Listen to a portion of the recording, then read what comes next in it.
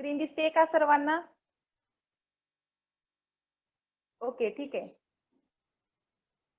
So आपला next topic आहे preparation of presentation, import export operation by using numerical और tabular data और text graphs slides within different applications using cut paste.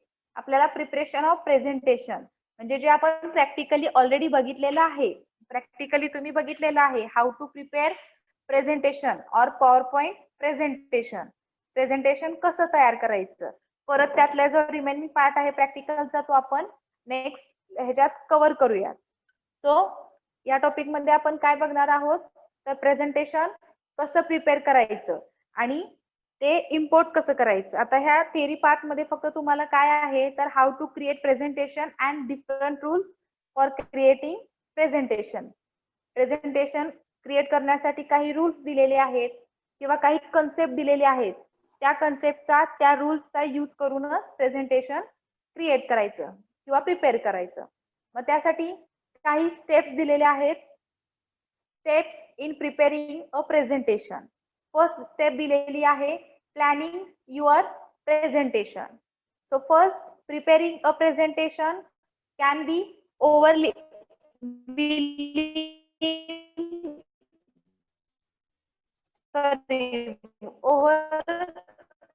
overwhelming experience if you allow it to be one.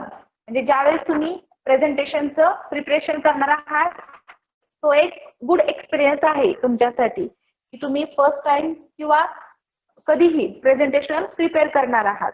The strategies and steps below are provided to help you to break down what you might visible task. म्हणजे अशा काही strategies दिलेल्या आहेत की त्या स्ट्रॅटेजीजचा use करून presentation prepare करू. म्हणजे जो तुमचा लार्ज जॉब आहे तो स्मॉलर वेनी कसा रिप्रेझेंट करायचा किंवा जे टास्क आहेत ते कसे मॅनेज करायचे, those all techniques are describe in following steps और दिस स्ट्रॅटेजी. त्या ज्या टेक्निक्स आहेत त्या स्टेप्स मध्ये डिफाईन केलेले आहेत किंवा सांगितलेले आहेत की जर तुम्हाला प्रेझेंटेशन तुम्ही प्रिपेअर करत आहात आणि जो तुमचं लार्ज जॉब आहे किंवा लार्ज तुमचं डिस्क्रिप्टिव्ह आहे ते कसं म्हणजे एका स्मॉल जॉब मध्ये किंवा स्मॉलर वन मध्ये ते टास्क कसं मॅनेज करायचं. मग त्यासाठी काही स्टेप्स दिलेले आहेत. So let us learn first step analyse your audience. Okay, first काय करायचं तुमच्या ऑडियन्सला अनालाइज करायचं. अनालिसिस ऑफ युअर ऑडियन्स, तुमच्या ऑडियन्सचं अनालिसिस करायचं. मग त्यासाठी काय करायचं, the first step in preparing a presentation is to learn more about the audience to whom you will be speaking. म्हणजे ज्यांच्यासाठी तुम्ही स्पीक करणार आहात, सांगणार आहात, त्यांच्यासाठी तुम्ही प्रेझेंटेशन प्रिपेअर करणार आहात. Depends on the environment of your team. तुमच्या टीमचं जे एन्व्हायरमेंट आहे त्याच्यावरती डिपेंड आहे.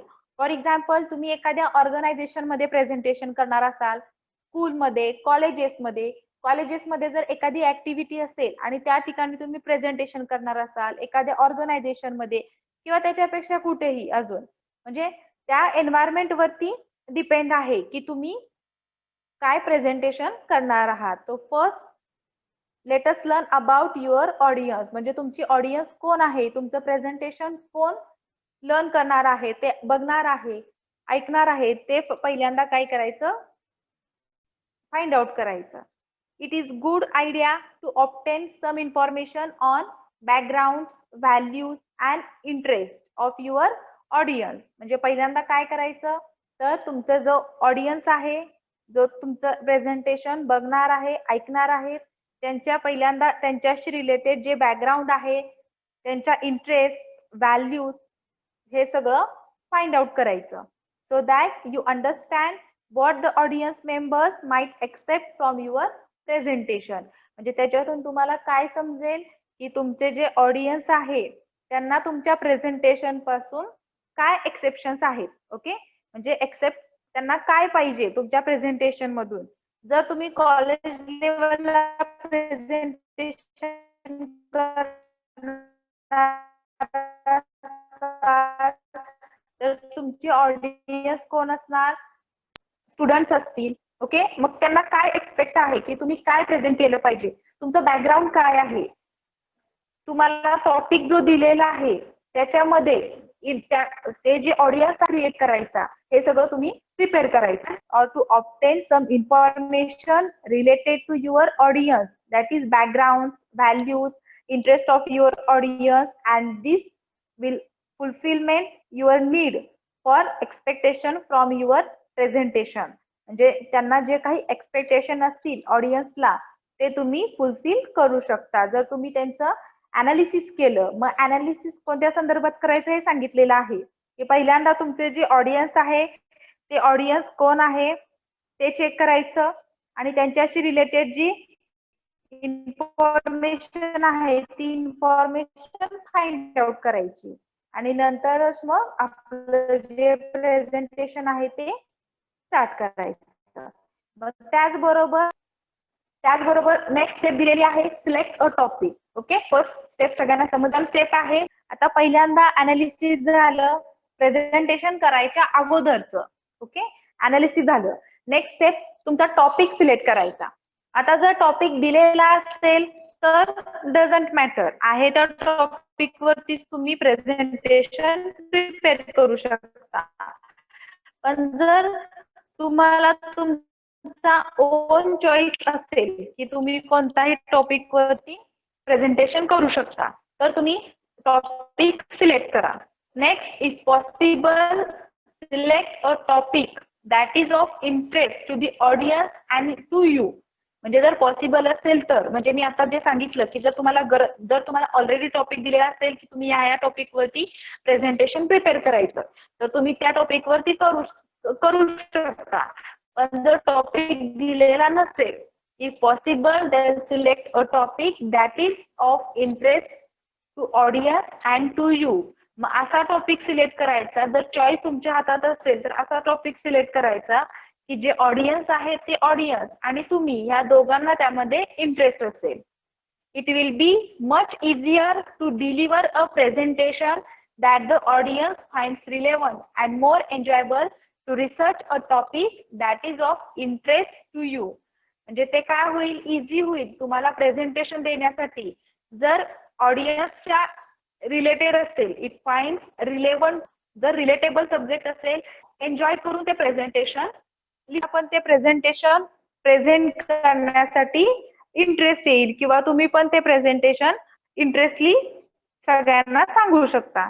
म्हणजे हे झालं second step, select a topic which is interest to the audience and to also you. म्हणजे तुम्हाला पण त्यामध्ये इंटरेस्ट असेल आणि ऑडियन्सला पण त्यामध्ये इंटरेस्ट असेल तर असा टॉपिक जर पॉसिबल असेल तर सिलेक्ट करा. ओके, दोन स्टेप समजल्या, अनालिसिस ऑफ युअर ऑडियन्स किंवा analysis of your audience and select a topic. Third step दिलेली आहे, define the objective of the presentation. Objective म्हणजे काय तर उद्देश किंवा एम. तुमच्या प्रेझेंटेशनचं जे ऑब्जेक्टिव्ह आहे ते फर्स्ट डिफाईन करा. Once you have selected a topic, write the objective of presentation in single concise statement. ज्यावेळेस तुम्ही एकदा टॉपिक सिलेक्ट केला की तुम्हाला या टॉपिक वरती प्रेझेंटेशन करायचं आहे, मग तो टॉपिक तुम्ही का सिलेक्ट केला, म्हणजे त्याच्याशी रिलेटेड तुमचं एम काय आहे, ऑब्जेक्टिव्ह काय आहे, तोच टॉपिक तुम्ही पर्टिक्युलर तोच टॉपिक का सिलेक्ट केला ते तुम्ही पहिल्यांदा डिफाईन करा in one statement. Single statement मध्ये जरी ऑब्जेक्टिव्ह लिहिलं तरी बेटर आहे. The objective needs to specify exactly what you want your audience to learn from your presentation. Objective का डिफाईन करायचं, कारण तुम्हाला तिथं स्पेसिफाय काय करायचं असतं की जे ऑडियन्स आहे ते ऑडियन्स तुमच्या प्रेझेंटेशन मधून काय शिकणार आहे. So what you want your audience to learn from your presentation. तुमच्या प्रेझेंटेशन मधून तुमचं जे ऑडियन्स आहे ते काय शिकणार आहे ते तुम्हाला सिंगल लाईन मध्ये तिथं ऑब्जेक्टिव्ह लिहायचं असतं. म्हणजे हे झालं ऑब्जेक्टिव्ह इन प्रेझेंटेशन और define objective in the presentation. हे पूर्ण स्टँडर्ड प्रेझेंटेशन साठीचे रूल्स आहेत. Then base the objective and the level of content on amount time you have for the presentation and the knowledge and the background knowledge of the audience. म्हणजे ज्यावेळेस आपण objective set करतो त्यावेळेस आपल्याला time level पण set करायला लागते. एक टाइमचा क्रायटेरिया असतो, त्या टाइम मध्ये आपल्याला ते प्रेझेंटेशन एंड करायला लागतं. तो टाइम लेवल किंवा त्यातले जे कंटेंट आहेत ते चेक केले पाहिजेत आणि तुमच्या ऑडियन्सचं नॉलेज हे पण बघितलं पाहिजे. Use this statement to help keep you focus as you research and develop the presentation. म्हणजे जे ऑब्जेक्टिव्हचं स्टेटमेंट आहे त्याचा यूज कधी करू शकता तर प्रेझेंटेशन डेव्हलप करण्यासाठी आणि त्याच्यावरती रिसर्च करण्यासाठी, या दोन्ही गोष्टीसाठी तुम्ही त्या ऑब्जेक्टिव्हचा यूज करू शकता. ओके, हे झाली third step, define the objective of presentation. समजतायत 3 steps? analysis your audience, select a topic, define the objective of the presentation. Next, इथपर्यंत 3 बेसिक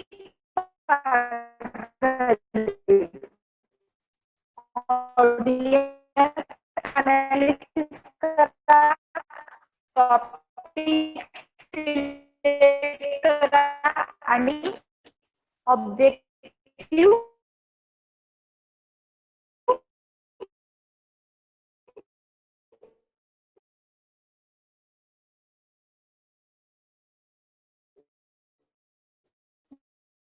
डिफाइन करा.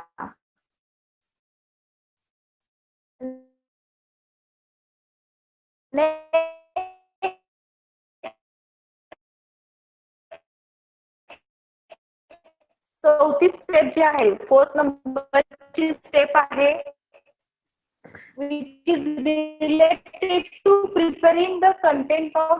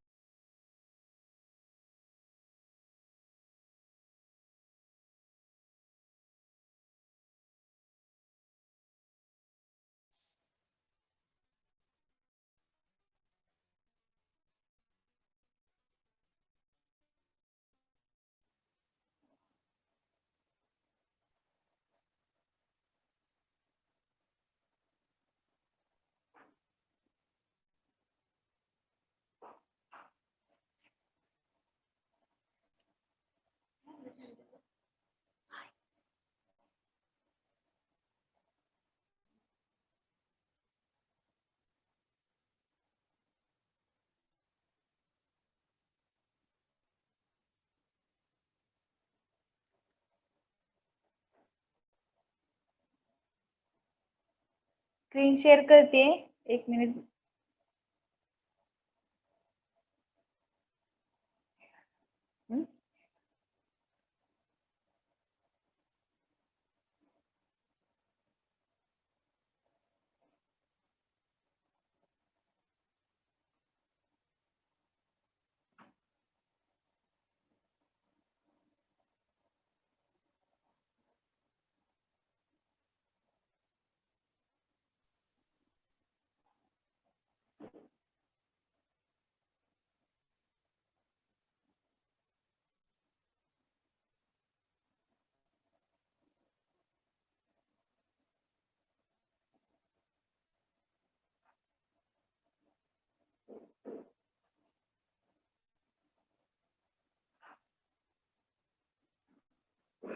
ओके, थर्ड स्टेप झाली. 4th स्टेप मध्ये काय बघितलेलं आहे बघतोय, prepare the body of presentation. Body of presentation means actual slide of your presentation. So after defining objective of your presentation, determine how much information can present in the amount of time allowed.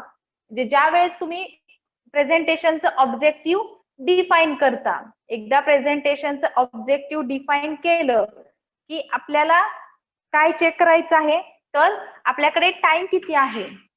आवाज येतोय ना व्यवस्थित. करायचं आहे की आपल्याकडे time किती आहे.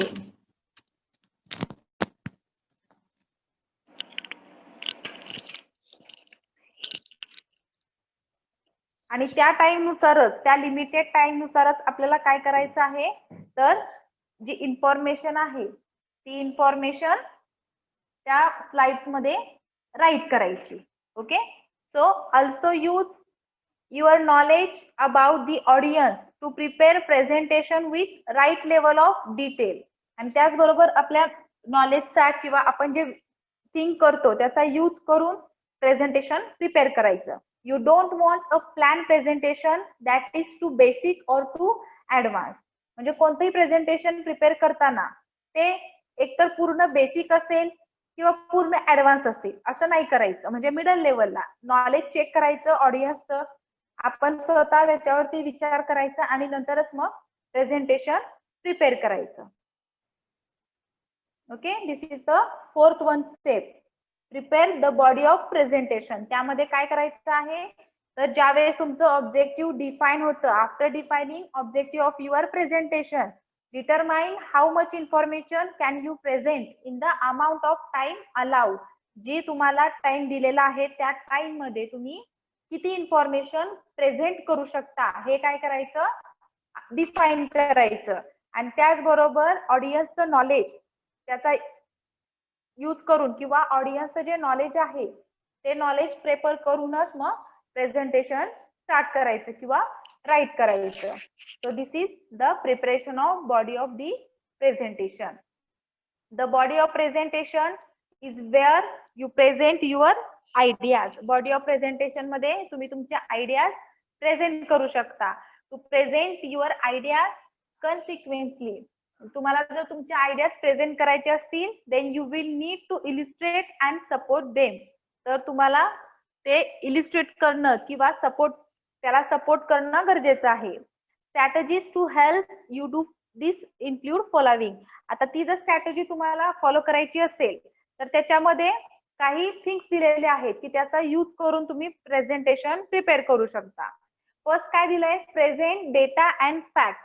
म्हणजे तुमच्याकडे प्रेझेंटेशन साठी जो काही डेटा आहे तो डेटा पहिल्यांदा अनालिसिस करायचा. म्हणजे समजा एखाद्या टॉपिक वरती प्रेझेंटेशन प्रिपेअर करायचं आहे, आपल्याकडे इन्फॉर्मेशन किती आहे, डेटा किती आहे तो पहिल्यांदा फाइंड आउट करायचा. नंतर रीड कोट्स फ्रॉम एक्सपर्ट्स. जे ऑलरेडी प्रेझेंटेशन क्रिएट केलेले आहेत एक्सपर्ट्सनी, ते प्रेझेंटेशन काय करायचे किंवा एक्सपर्टचे जे कोट्स आहेत ते रीड करायचे. ते त्याचा यूज काय होतो, तर तुम्हाला गाईडलाईन्स भेटतात.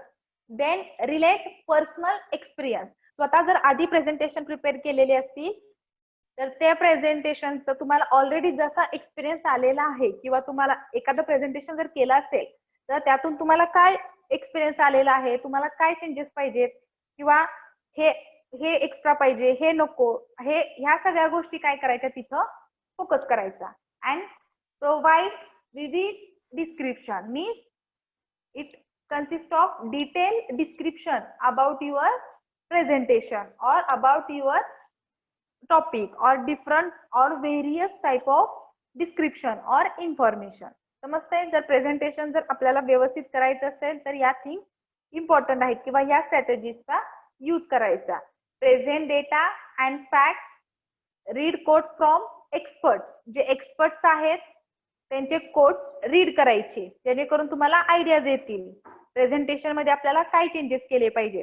And relate personal experiences. Personal experience जे आहेत त्यांना स्वतःचा जो पर्सनल एक्सपिरियन्स असेल त्याच्यावरती फोकस करा. हे झाले. आणि प्रोव्हाइड विविध डिस्क्रिप्शन मीन्स व्हेरियस ऍक्टिव्हिटीज किंवा in detail you have to provide some description about your topic. And remember, as you plan the body of your presentation, it's important to provide variety.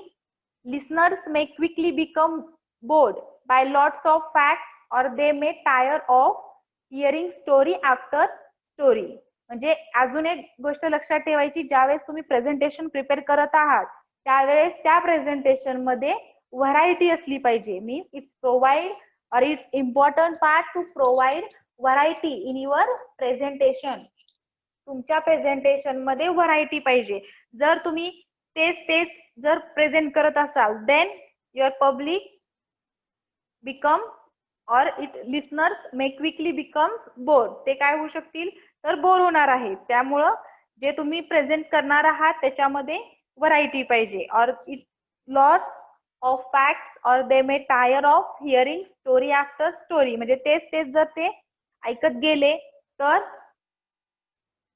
ते bore होऊ शकतात. So it most important part to provide variety in your presentation. So this is fourth step, prepare the body of the presentation. Next part आहे prepare introduction and conclusion. आता हे झालं objective झालं, body part झाला. Next part आहे introduction and conclusion. So once you have prepared body of presentation, decide how you will begin and end the talk. ज्यावेळेस तुम्ही body प्रेझेंटेशनची body prepare करता की आता तुम्हाला एक एवढ्या स्लाइड्स प्रिपेअर करायच्या आहेत, फॉर एक्झाम्पल 10 स्लाइड्स असतील, 20 स्लाइड्स असतील, हे आपल्याला प्रिपेअर करायचं आहे आणि त्यामध्ये आपल्याला काय लिहायचं आहे किंवा काय प्रेझेंट करायचं आहे हे तुम्ही ठरवलं. ऑब्जेक्टिव्ह आपलं ठरवून झालं की आपण जे प्रेझेंटेशन प्रिपेअर करणार आहोत ते प्रेझेंट करणार आहोत, त्या मागचा जो उद्देश आहे, एम आहे, ऑब्जेक्टिव्ह आहे ते पण आपण ठरवलं, बॉडी ते पण ठरवली. आता आपल्याला इंट्रोडक्शन पार्ट ठरवायचं आहे. म्हणजे आपण इंट्रोडक्शन कसं करणार, ज्यावेळेस तुम्ही प्रेझेंटेशन प्रेझेंट करणार आहात त्यावेळेस इंट्रोडक्शन कसं करणार, आणि कन्क्लुजन म्हणजे त्यातून आपण तुमचे ऑडियन्स जे आहेत ते काय शिकणार आहेत किंवा तुम्हाला त्यांना काय शिकवायचं आहे किंवा काय सांगायचं आहे हे आपण त्या पॉइंट मध्ये बघणार आहोत. Step 5. Once you have prepared body of presentation, decide how you will begin and end the talk. एकदा तुमचं presentation body of presentation prepare झालं तर तुम्ही डिसाइड करा की तुम्ही तुमचं जे बोलणं आहे ते कसं स्टार्ट करणार आहात आणि कसं एंड करणार आहात. Make sure the introduction captures the attention of your audience. ज्यावेळेस तुम्ही इंट्रोडक्शन स्टार्ट करता, फर्स्टली तुम्ही प्रेझेंटेशन साठी प्रिपेअर आहात आणि तुम्ही इंट्रोडक्शन स्टार्ट करता which is about your presentation. तुमच्या प्रेझेंटेशनशी रिलेटेड जे इंट्रोडक्शन आहे तुम्ही स्टार्ट करता त्यावेळेस ऑडियन्स काय, त्यावेळेसच तुम्ही ऑडियन्सचं अटेन्शन कॅप्चर करू शकता. सो मोस्ट इम्पॉर्टंट पार्ट आहे इंट्रोडक्शन मध्ये तुम्ही ऑडियन्सचं अटेन्शन कॅप्चर करू शकता. जर इंट्रोडक्शन पार्ट ऑडियन्सला आवडला नाही तर तिथून पुढचा जो पार्ट आहे किंवा तिथून पुढच्या ज्या स्टेप्स आहेत किंवा तिथून पुढे जर ऑडियन्सचं अटेन्शन जर तुम्हाला पाहिजे असेल, so it's very difficult or it's required how much time for getting it back. So introduction of your topic is most important part, and by using introduction you can capture the attention of your audience, and the conclusion summarizes the rated traits. Okay, ज्यावेळेस conclusion असेल, so it is also most important parts. Then in other words, tell them what you are going to tell them and tell them what you told them. म्हणजे याच्यामध्ये काय सांगितलेलं आहे की तुम्ही त्यांना त्यात सांगा की तुम्ही त्यांना काय सांगणार आहात आणि tell them what you told them आणि तुम्ही त्यातून काय शिकलात. समजतंय? Tell them what you are going to tell them म्हणजे त्यांना हे सांगा की तुम्ही त्यांना काय सांगणार आहात आणि नंतर कन्क्लुजन मध्ये तुम्ही काय सांगा की तुम्ही हे शिकलात. समजतंय? इंट्रोडक्शन आणि कन्क्लुजन. इंट्रोडक्शन मध्ये तुम्ही तुमच्या ऑडियन्सला हे सांगा की आज तुम्ही या प्रेझेंटेशन मधून ह्या गोष्टी शिकणार आहात. So tell them what you are going to tell them. Okay, किंवा तुम्ही त्यांना काय सांगणार आहात. आणि फायनली कन्क्लुजन मधून हे कळालं पाहिजे की आज तुम्ही त्यांना काय सांगितलं. So this is most important part, introduction and conclusion. So during the opening of your presentation, it's important to attract the audience attention and build their interest. ज्यावेळेस मी प्रेझेंटेशन ओपन करता at the time of opening of your presentation or during the opening of your presentation, it is the most important part to attract the audience attention. ऑडियन्सचं attention attract म्हणजे ऑडियन्सला आपल्याकडे attract करणं किंवा त्यांनी आपल्या presentation attend करणं, दिस is most important part. कारण आपण ज्यांच्यासाठी प्रेझेंटेशन करतोय त्यांचं जर आपल्या प्रेझेंटेशन कडे लक्ष नसेल किंवा बोर झाले असतील ते स्टोरी ऐकून, तर इट इज डिफिकल्ट. और देन बिल्ड देअर इंटरेस्ट. एक तर अटेन्शन तर पाहिजे, पण त्यांचा इंटरेस्ट पण त्यातला इन्क्रीज झाला पाहिजे. If you don't, listeners will turn their attention elsewhere. जर तुम्ही ते करू नाही शकला तर जे लिसनर्स आहेत, ऑडियन्स आहेत, त्यांचं काय होतं, जे अटेन्शन आहे ते दुसरीकडे टर्न होतं किंवा दुसरीकडे त्याचं लक्ष जातं. So and you will have difficult time getting it back. आणि तुम्हाला वेळ लागतो परत त्यांना आहे तिथं आणायला. म्हणजे जर समजा तुम्ही इंट्रोडक्शन करत आहात आणि त्यामध्ये जर ऑडियन्सचं अटेन्शन नसेल किंवा त्यांचा इंटरेस्ट नसेल आणि जर तुम्हाला त्यांना त्या मोडवरती आणायचं असेल तर तुम्हाला परत वेळ लागणार. सो ज्यावेळेस तुम्ही प्रेझेंटेशन ओपन केलं आणि इंट्रोडक्शनला स्टार्ट केलं त्याच टाइमला तुमच्या ऑडियन्सचं किंवा लिसनरचं तुमच्याकडे अटेन्शन पाहिजे आणि त्यांना त्या टॉपिक मध्ये इंटरेस्ट क्रिएट झाला पाहिजे. If you don't, then listeners will turn their attention elsewhere. दुसरीकडे त्यांचं लक्ष जाऊ शकतं आणि परत त्यांना getting back and it's difficult time getting it back. So strategies that you can use include the following. मग त्यासाठी स्ट्रॅटेजीज जशा आपल्याला प्रिपरेशन ऑफ बॉडी प्रेझेंटेशन साठी स्ट्रॅटेजीज दिल्या होत्या, तसंच आपल्याला इंट्रोडक्शन आणि कन्क्लुजन त्यासाठी पण स्ट्रॅटेजीज दिलेल्या आहेत.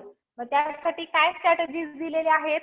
Make the introduction relevant to the listener goals, values and needs. म्हणजे ज्या वेळेस तुम्ही इंट्रोडक्शन करणार आहात त्यावेळेस इंट्रोडक्शन कसं पाहिजे, तर जे लिसनर्स आहेत त्यांचं काय गोल आहे, गोल्स काय आहेत त्यांचे, त्यांना काय पाहिजे किंवा त्यांची नीड काय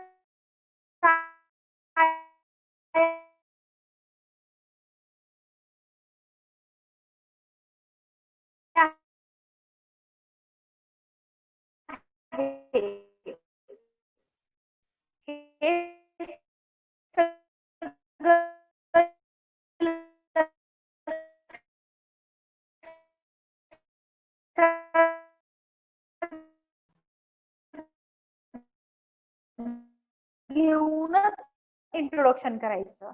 समजा तुम्ही एखाद्या स्पोर्ट्स रिलेटेड प्रेझेंटेशन करताय, मग त्यांचा इंटरेस्ट त्यात येणार का किंवा त्यांना जे गरजेचं आहे. आज सेकंड पॉइंट, अ पर्सनल एक्सपिरियन्स. त्यांच्याशी स्वतःचा पर्सनल एक्सपिरियन्स शेअर करा. म्हणजे एखादा जर प्रेझेंटेशन सांगत आहात तर एखादा छोटासा पॉइंट त्याच्यामध्ये तुमचा एखादा पर्सनल एक्सपिरियन्स आला असेल, जर मे बी असेल तर तो शेअर करा. बिगिन विथ जोक और ह्युमरस स्टोरी. जोक असेल किंवा एखादी स्टोरी असेल तिथून स्टार्ट करा. काही करू शकता, असं काही नाही की ह्यातलं सगळंच केलं पाहिजे. तुम्हाला जर वाटलं त्यातला एखादाच पॉइंट करायचा आहे किंवा तुम्हाला एखाद्या जोकनी स्टार्ट करायचंय किंवा त्यांना काहीतरी विचार, म्हणजे पहिल्यांदा इंट्रोडक्शन स्टार्ट केलं आणि एखादा पटकन क्वेश्चन तुम्ही टाकला की म्हणजे ऑडियन्सचं एक लक्ष तुमच्याकडे अटेन्शन झालं की ही, म्हणजे एखादा क्वेश्चन जर तुम्ही टाकला आणि ऑडियन्सचं अटेन्शन असेल,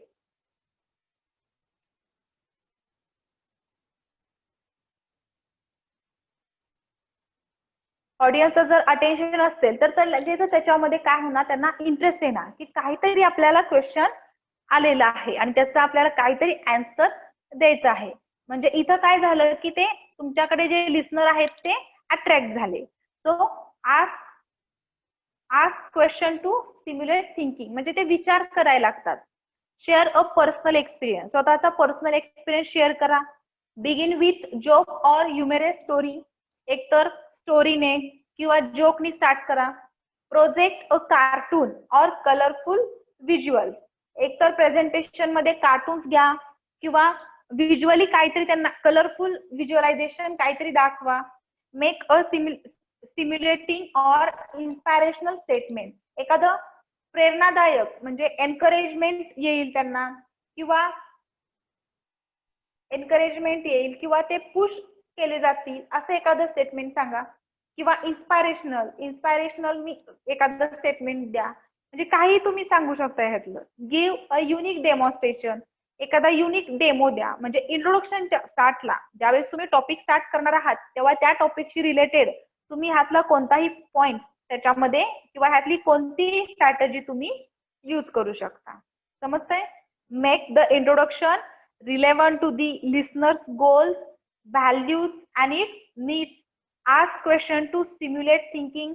Share a personal experience. Begin with joke or humorous story. Project a cartoon or colorful visual. Make the stimulating or inspirational statement and give a unique demonstration. So this is the step 5. Then during the opening, you want to clearly present your topic and the purpose of your presentation. ज्यावेळेस तुम्ही opening करणार आहात, during the opening or at the time of opening your presentation, it's must to clear your topic you want to present for your audience. तुमच्या audience साठी तुम्ही जो topic present करणार आहात त्या टॉपिक मध्ये काय आहे, तो टॉपिक का तुम्ही प्रेझेंट करत आहात, reason behind the selection of your topic. तुम्ही तो टॉपिक का सिलेक्ट केलेला आहे, त्यातून तुम्हाला काय बेनिफिट्स आहेत, हे सगळे पॉइंट्स तुम्ही सुरुवातीला म्हणजे at the time of introduction और ओपनिंग ऑफ युअर प्रेझेंटेशन हे सगळं क्लिअर करा. तुमच्या टॉपिकचा पर्पज काय आहे, purpose of your presentation. Then clearly articulating the topic and purpose will help the listeners focus on and easily follow your main idea. म्हणजे ज्यावेळेस तुम्ही टॉपिक त्याचा पर्पज क्लिअर कराल सुरुवातीला त्यावेळेसच लिसनरला त्याच्यावरती फोकस करण्यासाठी तुमची जी मेन आयडिया आहे त्याच्यावरती फोकस करण्यासाठी मदत होईल. त्यामुळे ज्यावेळेस तुम्ही फर्स्ट टाइम प्रेझेंटेशन करत असाल किंवा सेकंड टाइम, असं काही नाही की फक्त फर्स्ट टाइम, ज्यावेळेस प्रत्येक वेळेस प्रेझेंटेशन करत असाल त्यावेळेस पहिल्यांदा इंट्रोडक्शन पार्ट द्या. इंट्रोडक्शन पार्ट मध्ये तुम्ही काय शिकणार आहात, आज तुम्ही ह्या प्रेझेंटेशन मधून काय लर्न करणार आहात, ऑब्जेक्टिव्ह काय आहे, हे झाल्यानंतर तुम्ही सांगा की ह्याच्यातून हे पर्पज आहे की हे टॉपिक निवडण्यामागचं हे रिझन आहे, हे सगळं क्लिअरली प्रेझेंट करा. हे झालं इंट्रोडक्शनचं. नेक्स्ट आहे conclusion. During the conclusion of your presentation, reinforce the main ideas you communicated. Reinforce means activate. New ideas activate करा किंवा त्यांच्याशी कम्युनिकेशन करा न्यू आयडियाजचं, किंवा तुम्ही जे काही लर्न केलेलं आहे त्याच्यापेक्षाही न्यू आयडियाज काय असतील तर त्या एकमेकांना शेअरिंग करा. Remember that listeners want remember your entire presentation, only the main ideas. ज्यावेळेस तुम्ही पूर्ण प्रेझेंटेशन करता, फॉर एक्झाम्पल समजा आता आपण लेक्चर आपलं लेक्चर चालू आहे, त्यामध्ये मी एक प्रेझेंटेशन ओपन केलं, त्यामध्ये एक 10 ते 15 स्लाइड्स आहेत. आज मी लेक्चर मध्ये कम्प्लीट 10 ते 15 स्लाइड्स जर कंडक्ट केल्या तर तुम्हाला सगळं प्रेझेंटेशन लक्षात राहणार आहे का, तर नाही. So listeners want remember your entire presentation, they only remember the main ideas. फक्त काय लक्षात राहणार, तर मेन आयडियाज. त्यासाठी आपण काय करतो, कन्क्लुजन पार्ट, म्हणजे आपण कोणत्या पॉइंट मध्ये ते घेतो, तर ज्यावेळेस आपला पूर्ण पार्ट संपतो त्यावेळेस आपण एकदा रिवाइज करतो, म्हणजे कन्क्लूड करतो की आज आपण हे पॉइंट शिकलेलो आहोत. सेम तसंच ज्यावेळेस तुम्ही प्रेझेंटेशन करणार आहात त्यावेळेस जे एंटायर प्रेझेंटेशन आहे ते तुमच्या लिसनरच्या ऑडियन्सच्या लक्षात राहणार नाही. त्यांना फक्त ज्या मेन आयडियाज आहेत त्या मेन आयडियाज फक्त लक्षात राहणार आहेत. त्यामुळं जे काही कन्क्लुजन मध्ये सांगायचं असेल ते तुम्ही आतापर्यंत जे शिकवलेलं आहे, सांगितलेलं आहे, त्याचा एक सारांश तुम्ही सांगू शकता. By reinforcing and reviewing the main ideas you help the audience remember them. म्हणजे जर ज्या आयडियाज आहेत तुम्ही ऍक्टिव्हेट केलेल्या किंवा जे रिव्ह्यू आहेत मेन आयडियाज मधले त्याचा यूज करून ऑडियन्स काय करू शकतं, तर तुमचं जे प्रेझेंटेशन आहे ते रिमेंबर करू शकतं. Okay, so this is the actual content of your presentation. Preparing पहिल्या 3 steps: analysis of your audience, select a topic and defining the objective. Analysis करायचं, टॉपिक सिलेक्ट करायचा आणि ऑब्जेक्टिव्ह डिफाइन करायचं. आणि नेक्स्ट पार्ट होता step 4 नंबरची, पण part वेगळा. Prepare the body of presentation and prepare the introduction and conclusion. 3 part आहेत. आणि थर्ड वन जो आहे तो practising and delivering. Practising and delivering.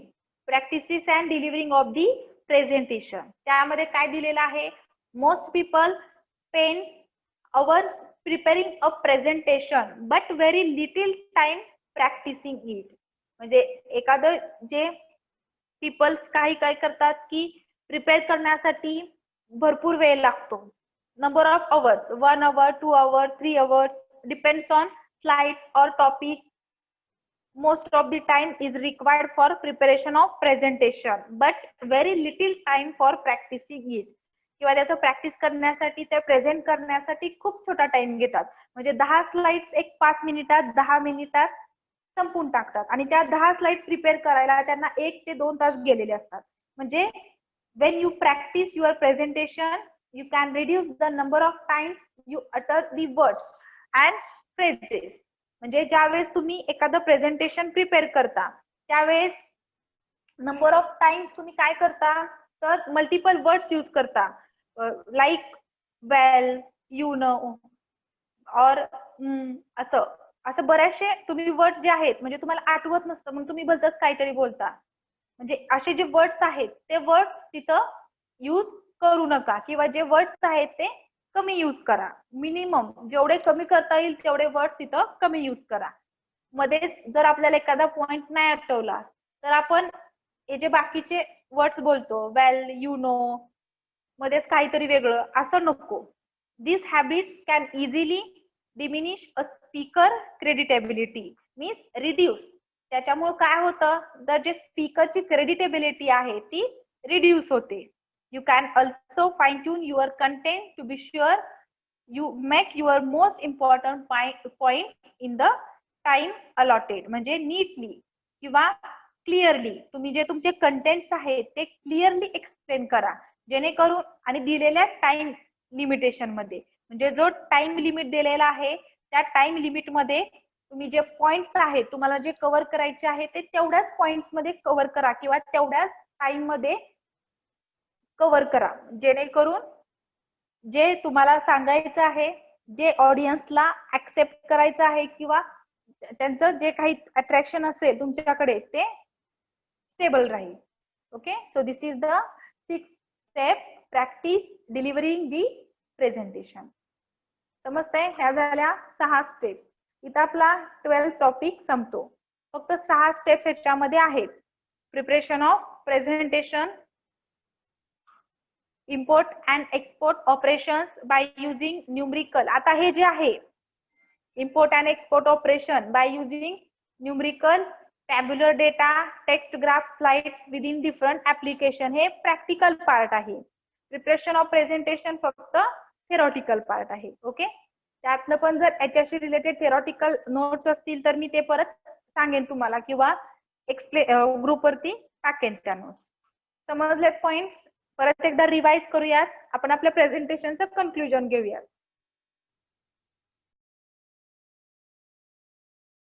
काय काय शिकलोत आज आपण? How to create presentation. There are some steps for preparation of presentation. पहिल्यांदा प्रिपेअर करण्यासाठीच्या स्टेप्स बघितल्या. Analyse your audience. जे ऑडियन्स आहे, लिसनर्स आहे तुमच्या प्रेझेंटेशन साठी, त्यांचं पहिल्यांदा अनालिसिस करा. ज्यांच्यासाठी तुम्ही बोलणार आहात त्यांचं अनालिसिस करा. मग अनालिसिस कसं करायचं? For analysis of to obtain some information about audience or listeners backgrounds. Then understand interest of your audience. तुमच्या ऑडियन्सचा जो इंटरेस्ट आहे तो इंटरेस्ट अनालिसिस करा. सेकंड पॉइंट होता सिलेक्ट अ टॉपिक. जर टॉपिक सिलेक्ट करायचा असेल, जर तुम्हाला पॉसिबल असेल तर तुमचा आणि ऑडियन्सचा दोघांचा इंटरेस्ट कंबाईन करून टॉपिक सिलेक्ट करा. Next, define the objective of your presentation. तुमच्या प्रेझेंटेशनचं ऑब्जेक्टिव्ह डिफाईन करा, म्हणजे एम, उद्देश. तुम्ही ते प्रेझेंटेशन, तो टॉपिक का सिलेक्ट केला, त्या टॉपिक मधून तुम्हाला काय एक्सप्लेन करायचं आहे आणि तुम्हाला ऑडियन्सला तुमच्याकडून काय एक्सपेक्टेशन आहे, हे सगळं त्या ऑब्जेक्टिव्ह मध्ये एका सिंगल लाईन मध्ये डिफाईन करा. जर ऑब्जेक्टिव्ह क्लिअर असेल तर तिथंच तुमच्या लिस्नरला समजेल की आज तुम्हाला काय एक्सप्लेन करायचं आहे. This is the third step. Fourth one step is prepare the body of the presentation. जे तुम्ही प्रेझेंट करणार आहात, प्रेझेंटेशनची जी बॉडी आहे ती प्रिपेअर करा. मग त्यासाठी काय सांगितलेलं आहे, तर जो तुम्हाला टाइम दिलेला आहे त्या टाइम मध्ये जेवढ्या स्लाइड्स तुम्हाला होतील, की बाबा एक 15 मिनिट आहेत, 15 मिनिटासाठी तुम्हाला एक 10 स्लाइड्स किंवा 5 स्लाइड्स, 7, 8, 15, तुम्हाला जेवढ्या स्लाइड्स एक्सप्लेन करायच्या आहेत तेवढ्या स्लाइड्स तुम्ही प्रिपेअर करा. म्हणजे त्यामध्ये जे तुम्ही मॅटर लिहिणार आहात किंवा स्लाइड्स मध्ये जे तुम्ही प्रेझेंट करणार आहात ते पण अगदीच बेसिक लेवल किंवा अगदीच ऍडव्हान्स लेवल असं नको. त्यामध्ये लेवल जी आहे ती लेवल ऍडजस्ट करून, ऑडियन्स आणि आपली लेवल ऍडजस्ट करूनच ते प्रिपेअर करा. मग त्यासाठी काही स्ट्रॅटेजीज दिल्या होत्या. प्रेझेंट डेटा आणि फॅक्ट चेक करणे, शिवाय जे एक्सपर्ट्स आहेत त्यांच्याकडून कोट्स रीड करणे, पर्सनल एक्सपिरियन्स स्वतःचा एक्सप्लेन करणे, किंवा प्रोव्हाइड विविध डिस्क्रिप्शन. म्हणजे डिफरंट जे काही तुम्ही डिस्क्राईब करणार आहात ते डिटेलमध्ये डिस्क्राईब करायचं. हे झाली fourth one step. Fifth step is prepare the introduction and conclusion. Introduction आणि कन्क्लुजन मध्ये काय सांगितलं होतं की इंट्रोडक्शन मध्ये काय सांगायचं की तुम्ही त्यांना काय सांगणार आहात हे त्यांना सांगा इंट्रोडक्शन मध्ये. आणि कन्क्लुजन मध्ये काय सांगितलं होतं की आज तुम्ही हे शिकलात, किंवा तुम्ही आज हे बघितलं, हे शिकलात, हे तुम्ही कन्क्लुजन मध्ये सांगा. ज्यावेळेस तुम्ही प्रेझेंटेशन ओपन करता त्यावेळेसच ऍट द टाइम ऑफ इंट्रोडक्शनला तुमच्या ऑडियन्सचं अटेन्शन तुमच्याकडे असलं पाहिजे, तरच तुम्हाला त्यांना त्यामध्ये इंटरेस्ट क्रिएट होईल. नाहीतर परत त्यांना बॅकला जर आणायचं असेल त्या मोमेंटला, so it is not possible. मग त्यासाठी काही स्ट्रॅटेजी दिलेल्या आहेत. Make the introduction relevant to listener goals, values and needs, ask question to stimulate thinking. या सगळ्या स्ट्रॅटेजीज तिथं दिलेल्या आहेत. आणि लास्टची स्टेप काय होती, कन्क्लुजन. त्यातली कन्क्लुजन मध्ये काय होतं, तर ज्यावेळेस तुम्ही एखादं प्रेझेंटेशन सांगता त्यावेळेस होल प्रेझेंटेशन तुमच्या ऑडियन्सच्या लक्षात राहत नाही. त्यासाठी एक सारांश काढून किंवा एक मेन आयडियाज फक्त त्यांना लास्टला देऊन ते फक्त रिमेंबर करण्यासाठी त्यांना हेल्प होतं. ओके. नेक्स्ट, त्याच्यामध्ये काय सांगितलं होतं लास्ट स्टेप मध्ये, तर प्रॅक्टिस डिलिव्हरिंग दी प्रेझेंटेशन. मग त्यामध्ये जे तुम्ही प्रेझेंटेशन प्रिपेअर करता त्यामध्ये आपल्याला वर्ड्स नको आहेत, जे एक्स्ट्रा वर्ड्स आपण यूज करतो, वेल, यू नो, असे वर्ड्स आपल्याला इथं नको आहेत. हे झाले प्रॅक्टिसेस वाईल डिलिव्हरिंग दी प्रेझेंटेशन. ओके. इथं आपला हा पॉइंट संपतो. सॉरी, इथं आपला टॉपिक इथं संपतो. रिमेनिंग जो